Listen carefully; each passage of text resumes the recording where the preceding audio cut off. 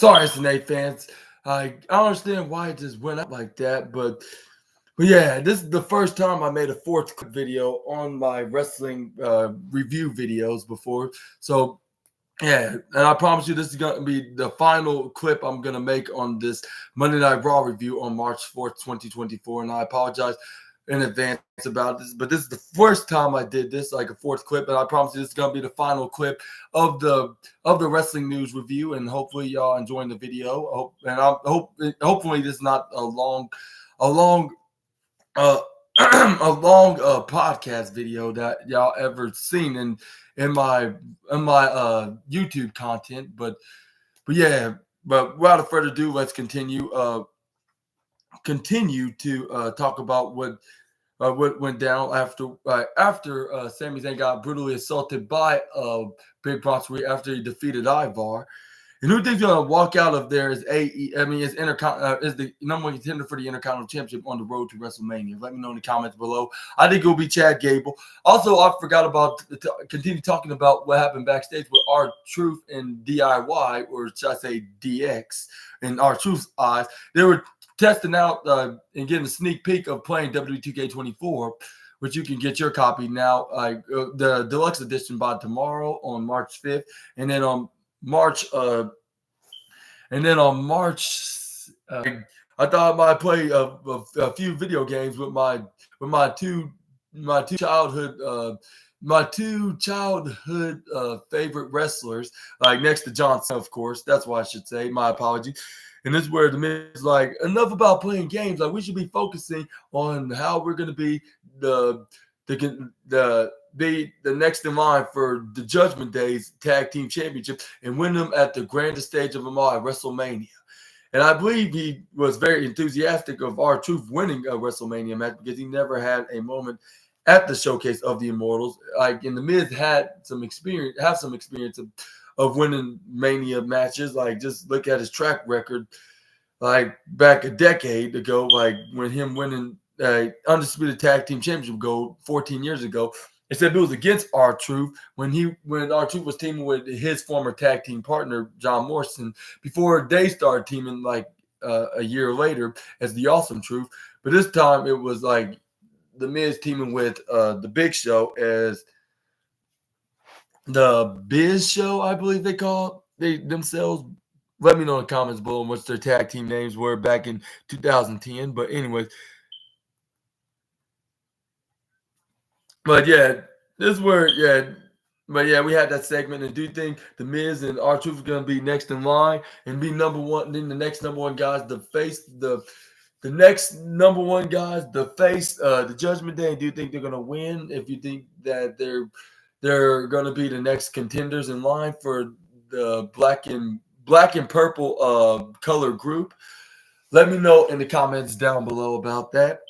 Which I think the Awesome Truth will win. Like, since they beaten what they named the new Catch Republic, that means it's a sign that we can see the Judgment Day will be dethroned by the Awesome Truth, and then finally have their moment and finally win the Tag Team Championship, which they never have done in their first run. Is the Awesome Truth back a decade ago, and also R-Truth not winning a WrestleMania match, because every Mania match he wrestled in, he always loses.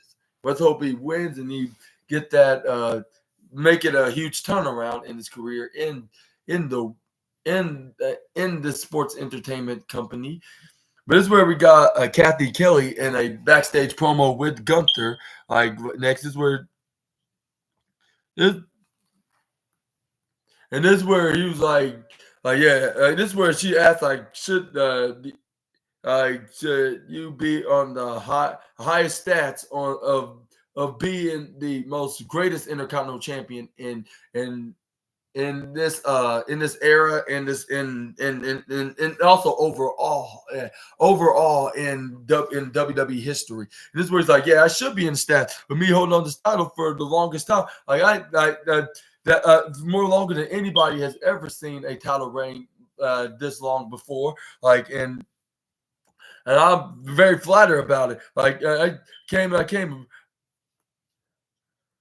and it was an honor to put on the show for these fans, and it looked like he was going going full babyface, like for him being very very honored of wrestling in this position, like in him putting on the show for these fans to cheer him on, the beat down Dominic Mysterio, and then everybody would like see, and they really want to see him fight at WrestleMania for his Intercontinental Championship, like and then what's better than that is to see all the millions gonna be out there that's gonna be seeing him successfully retain this championship, which the fans did not like that. That's when we start booing on him. But when he turned around, this is where the fans started cheering when they saw Chad Gable coming in the room. And this is where he tell. And this is where he was. This is where he informed Gunther, saying like he's very sick of seeing Gunther in that smile on his face, and he can look past the smile, but what he can't look past is what he did to Chad Gable, like what he did back this past from last September in 2023 when he made his older daughter have tears leaking out of her eye holes. Like and then him as a man and as a father that out of anybody in this gauntlet match, it's just their path of being on WrestleMania, just having a match while he's doing this to get justice for him and his father. I mean, not father, him and his family. I said father, right? For him being the good father of getting some redemption and getting the justice for both himself and his daughter of defeating the ring general, of basically humiliating not only him but her as well by laughing at her when he successfully retained the championship against Gunther. And then this is where he said, like, and I'm gonna do exactly like and as soon as I win this gauntlet match and get ready for WrestleMania, like I'm gonna do exactly what I said I was gonna do in September, like, and that is defeating you for your Intercontinental Championship, Gunther. And I was like, and I was thinking the same thing, like, yeah, I can think it's way past overdue, but at the same time, like, this could be. He shouldn't dethrone Gunther at any other place than the showcase event of the year, unless he can wait until the following year in WrestleMania 41, which that's a way more longer year for him to win that title. I think Gunther's title reign has been way past overdue anyways. Well, I'm not sure about all of that, but I'll say there's no other place than WrestleMania itself for Chad Gable to win, and this will be the best and greatest moment, like best if not the greatest moment, I should say.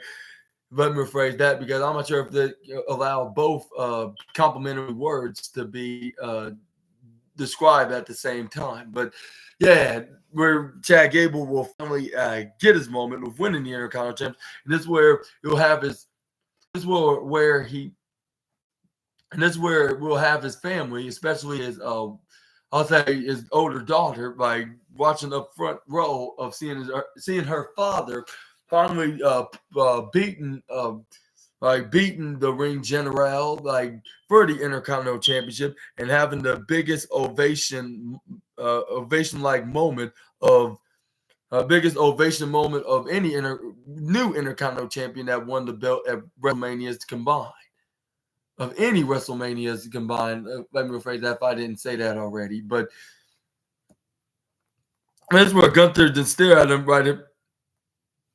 And he's like, and that's gonna and I'm gonna do that, and that's gonna mean more than anything that I've achieved in WWE, especially the tag team combined. Like in any of his tag team championship title reigns combined.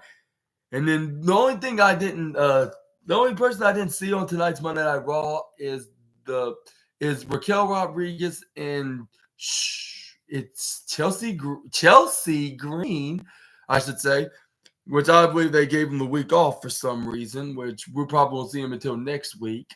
But I'm not sure why, but let me know in the comments down below on why they haven't made no kind of appearance on tonight's Monday Night Raw. But enough about uh, dwelling on that. But let's talk about what Gunther did in response when Chad Gable sent that very confidential message onto him, with him chuckling, thinking he's a joke, more of a joke than Dominic Mysterio than ever did when he challenged him for the Intercontinental Championship 7 days ago. Which he started chuckling. He's like, ha ha ha! Like if that happened in your dreams, you'll be lucky if you make it in the final, make it as the final two in the gauntlet match. Like, ha ha ha ha. And this is where he walked out of there. This is where we got the main event match between main event Jey Uso and the Scottish Warrior Drew McIntyre, if not the Scottish Psychopath.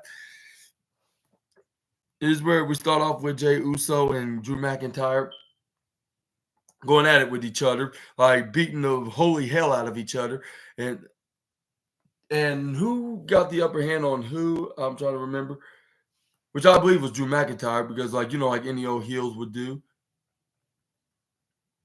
That's where we got Drew McIntyre doing every hit of whatever move onto the main eventer, the main event future world champion Jey Uso. This is where but Jey Uso managed to get back up, and after getting punished by the Scotsman, like it would usually would do to his babyface opponents. But this is where, Jey Uso, every time Drew McIntyre hits the move, he gets back up, and this is where he starts trying to kick up, and this is where not kip up, but this is where he started trying to limp himself back up, and he was barely doing that by limping, and this is where he turned back around. I was like, no, Jay, like you do not want to turn back around, and like because you're gonna regret it. This is where he nearly did with him. When Drew McIntyre picking him back up, trying to go for a power slam, but this is where Jey Uso flips out of it. This is where he pushes him right into the lower right side. This is where Jey Uso hits an elbow right into the face of Drew. This is where not elbow. This is where Drew McIntyre elbows Jey Uso. That's right. Yeah, he elbowed him. This is where Jey Uso went right to the upper left corner, diagonal from Drew. This is where Drew McIntyre tried to hit a running clothesline right onto Jey, but Jey got his legs up right on the middle rope, hit a middle drop kick right into the face of the Scotsman, which he landed right onto the canvas on the upper left-hand side. This is where Drew McIntyre had his face planted right onto the corner. This is where he started trying to go for right hands onto Jey Uso, but Jey Uso started countering, started hitting right hands right onto on Drew McIntyre with Jey Uso, with the fans start chanting yeet, yeet, yeet, yeet, yeet, and then spat on his hand. This is where he hit try to go for a big right hand, like if he was his cousin, the People's Champion, like what some fans could say at the moment is the better version of the Brahma Bull. This is where he hits it right across the Drew McIntyre's face. This is where he went. It's where he looked right to the right. This is where Pat McAfee was impressed. Like, okay, like Jey Uso is hitting them with those big people's right hands right onto the Scotsman. This is where he Irish whipped Drew right to the right side. But Drew hits counters out of it and throws him instead. This is where he tried to go for a big body slam, but this is where Jey Uso flips out of it, super kicks Drew right into the midsection. This is where it hits him with a big European uppercut. This is where Drew McIntyre tried to go for a clothesline, but this is where Jey Uso ducks, hits a big Samoan drop, and no worries, he is Samoan, full-blooded to be the exact. And this is where he tried to go for a pin, but this is where Drew McIntyre got his left shoulder up at 2.8. This is where Jey Uso puts Drew McIntyre right into the bottom. No, not the bottom, the upper left corner. This is where Jey Uso's like, ooze, oh. Like to the fans. This is where fans were chanting, oh, it's always right back to him. Which ooh. This is where he tried to go for a running hip, which he did so, paying homage to both his dad and his uncle, Rikishi and Umaga, by hitting the running hip attack right onto Drew McIntyre. This is where Jey Uso's like, why not do it again? This is where he tried to do it again, like saying, this is where he went right into the diagonal corner in the bottom right. This is where he's like, ooze, oh. This is where he tried to go for a hit, but this is where Drew McIntyre rolls out of the ring. This is where we got Jey Uso then hit a suicide dive right onto Drew McIntyre, sent him right on the outside. He would have gotten, and this is where he throws him right back in the ring. This is where he tried to go for his finishing maneuver, the Uso splash. He would have gotten away with it if it wasn't for the meddling kids, which is his brothers, his twin brother and his younger brother, Solo and Jimmy Uso. This is where Solo's the coach tried to come in and try to interfere and try to attack his big brother. This is where luckily Cody Rhodes came out of there and even the odds and sends him out of there. But this is where Drew McIntyre but Jey Uso realized that the match is still going. This is where Drew McIntyre knew he knocked him off the top rope, but he moved out of the way, rolling into the right side. This is where he tried to go for a clothesline, but Drew McIntyre turns into like an undertied arm future shock DDT right onto Jey Uso. This is where he tried to go for. This is where he tried to go for a pin because that move was the last time that he beat Jey Uso. Like when he hit him with that move, which Michael Cole pointed that out. This is where as soon as the referee counted one, as soon as he got him pinned, the referee counted one, the referee counted two. But Jey Uso kicked out at 2.999 double turn minus 1 away from being 3. But yeah. This is where Cody Rhodes was brawling with Solo Sikoa in the audience. This is where Drew McIntyre tried to go for a future shot, the Claymore, his finishing maneuver to finish off the main event Uso. This is where he tried to go for a Claymore, but this is where Jey Uso intercepted with a huge super kick right into his face. This is where we got Jey Uso hitting another super kick right into his head. This is where he tried to go for a third time, which was the time. This is where he goes for a spear right onto what's his name, to Drew McIntyre. This is where Jey Uso then try to go up right on the top. But this is where Jimmy Uso was right there on the right, mugging his brother. This is where Jey Uso's like, "What the hell you want? Like, what are you even doing out here? Like this is not SmackDown. Like, this is Monday Night Raw. So what are you doing over here?" And this is where Jimmy Uso was continuing to stare at him, saying nothing. This is where it kept Jey Uso distracted. And this is where the guaranteed happened for Drew McIntyre, because not only Jey Uso was distracted about Jimmy Uso, but Drew McIntyre had the luck on his side of even without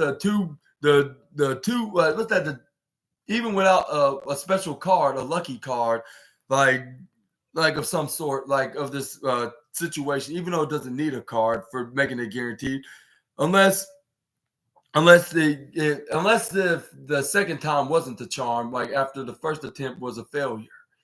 But as soon as Jey Uso remembered he had a match that he had to continue to go on and finish, this is where he turned around with a huge Claymore out of nowhere, right across his face. This is where Drew McIntyre went for the pin. He got the 1, 2, 3, and he was the winner of this match. And he continued that he can always beat Jey Uso no matter what situation, no matter what the situation is. He ever since 2020, like when he was in the brand supremacy rivalry with Roman Reigns back in 2020, like when he beat Jey Uso. Ever since he beat Jey Uso then in 2020 in November on that episode of Friday Night SmackDown before Survivor Series that year, which he still continues to beat Jey Uso to this day. And he did it again, even though he's no longer teaming with Roman Reigns. But yeah, this is where Jimmy Uso came in the ring. This is where he got a steel chair. But luckily, Seth Rollins was there to scare him off by, I believe, super kicking him, I believe. Or he just ran out there when he tried to attack Jey Uso with a steel chair. When Seth Rollins went right past Drew McIntyre, this is where Drew McIntyre was like, "Well, he don't learn that he should mind his business. That's the only way you're gonna get anything that you desire." And this is where Seth Rollins said yeah, you're gonna run like a a chicken that you are, like, yeah, like you better not try to do this again when you're on my show on Monday Night Rollins. I bet not catch you back here again, like, because you are officially banned with me being the sheriff of this town. And this is where Drew McIntyre was like, excuse me, I'm going to be the future sheriff of the town, and you may be the sheriff. I'm the future sheriff of this town, and you may be the sheriff right now, but when April 7th come, like, Monday Night Raw will now belong to me. And this is where Seth Rollins like, who said that? And this is where he turned around and got hit with a Claymore before he can even react on who even told him that. And this is where Seth Rollins was like none of this bloodline stuff is none of your business. Please, change your mind before it's too late. And before it's too late for you in this match. Please, listen to me for one step, even though you will never ever will. I'm telling you what's right. Like, he was telling that to Seth Rollins to talk him out of even helping Cody Rhodes out of being in this tag team match, and he should just continue putting his whole focus on him and on both of their matches which is less than 28 days, I believe now, of counting, which is we have less than 4 weeks from now. And who do you think is going to walk out as World Heavyweight Champion? One with the advantage of the undisputed WWE Universal Championship match between Cody Rhodes and Roman Reigns. Let me know also about that in the comments down below. Yeah, that was the match of the night, Drew McIntyre versus Jey Uso. Even though it was the same old thing, and then if we keep doing it too much, it's going to be very tiring. But this match was something special out of their last encounters from the past 4 years of them facing each other. It felt like if they were if either Jey Uso or Drew McIntyre was World Heavyweight Champion. It didn't feel like if it was just a normal one-on-one match. It felt like if they're fighting for a world championship, if in the Bloodline gets involved and Cody Rhodes and Seth Rollins would be in the mix of it, it felt like something like that, if you know what I mean. And something just tells me in my spirit, maybe, just maybe, we'll have Drew McIntyre teaming with Jimmy Uso, even though he don't want to. But if they hate Jey Uso and Rollins and Cody Rhodes as much as he do, he's gonna have to put their differences aside, just the team up, which will be them, and it'll be Jimmy Uso and Drew McIntyre. All about y'all's opinions in the comments down below. I'm not sure if that will happen. I'm just making some prediction up. But yeah, Monday Night Raw overall was a very fantastic show, like usual, and it just continues to grow. And at least on my opinion, it does, and it's continuing to be more and more exciting to see what could possibly happen at this year's show of shows. We just have to keep counting down the days, which I believe it's day marks 20. Day marks 20. I'll say 26. Well, now probably 25 days, which is just turned Tuesday. But yeah. But yeah, I'll give overall of Monday Night Raw 4.5 out of 5. And let me know what y'all would rank Monday Night Raw in the comments down below. But I found the show more if this is the final Monday Night Raw, if this was the Raw before WrestleMania, if this was WrestleMania Raw, I should say, which that they would like to call it that, ever since 2020, I believe, yeah. Oh, 21. No, it's not 20. 21, when they had WrestleMania 37 in Tampa, Florida. Well, it's still technically the pandemic era, but yeah. But yeah, that was your Monday Night Raw. And which one was your favorite match of the night? Let me know in the comments. Y'all already know what my favorite was, which it was definitely Drew McIntyre versus Jey Uso. Even though they faced each other too many times, but this time it was different. It showed that we're going to see this match again, but not like in a typical episode of not in a typical like weekly Monday Night Raw. It's gonna be like on some kind of a pay-per-view. Like it's gonna be like, if not SummerSlam, like Bash in Berlin. Like if Jey Uso is gonna continue staying on Raw along with Drew McIntyre. I think that's what's I think on my opinion that's what's gonna happen. Like we're gonna see them fight and Bash in Berlin for the World Heavyweight Championship, which I believe that could main event that show, like with the World Heavyweight Championship being on the line. But yeah, again, let me know about what's your future bingo card of WWE in the comment section right down below. I've been your host, Super Ninja Austin, on this latest Monday Night Raw review on March 4th, 2024, on the SNA podcast. And yeah, make sure to hit the big thumbs up button and subscribe and click the bell notification icon if you haven't already, so you can be notified when I upload my latest videos. Make sure to check out my returning wrestling news video on March 5th, 2024, where we're going to be talking about the wildest wrestling news stories and rumors that you SNA fans need to know from the Fightful Select article on March 4th. And we're going to see what's happening in the world of professional wrestling, like in and outside of the ring, on plenty of wrestling companies, whether they're from WWE, AEW, which I mainly look up, and then the others like MLW, New Japan Pro Wrestling, TNA, the National Wrestling Alliance, and so much other wrestling companies, but especially if they have former WWE wrestlers on there, which I will talk about like immediately. But yeah, make sure to check that all out, and also check out my NXT review, which we're going to see the likes of Carmelo Hayes taking on Tony D'Angelo to see who's going to be determined to face Ilya Dragunov at NXT,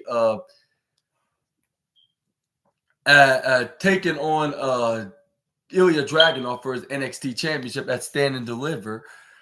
And who thinks gonna walk out of there is the contender, Melo or D'Angelo? Let me know in the comments down below, which that sounds like a good ring to it. Melo and D'Angelo.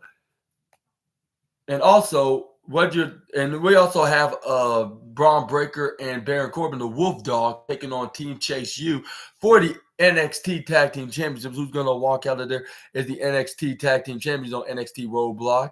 Let me know also about that in the comments as well. And also, we have the Women's Tag Team Champions. Perhaps that's going to be the opener match, if not Breaker and Corbin versus Chase and Hudson.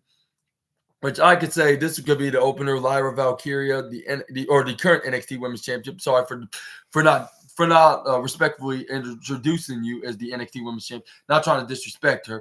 I meant to say the NXT Women's Champion, Lyra Valkyria, and Tatum Paxley taking on Damage Control's Kairi Sane and Asuka, which are also known as the Kabuki Warriors, of course.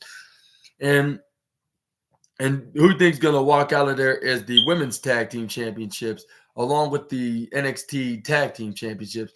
Let me know all about that in the comments down below, and I'm going to be making a review about that. It's going to be the special Roadblock edition of NXT review on March 4th.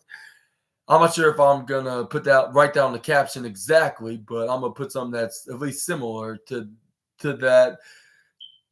But yeah, hopefully you guys have a great rest of your night, and I'll see you all in the next video with some more SNA content. Super Ninja Austin out. Bye-bye and good night, and stay safe and blessed. Bye-bye, my SNA fans. Good night. See you tomorrow in the afternoon. Thank you so much for watching to the very end, and I'll see you soon.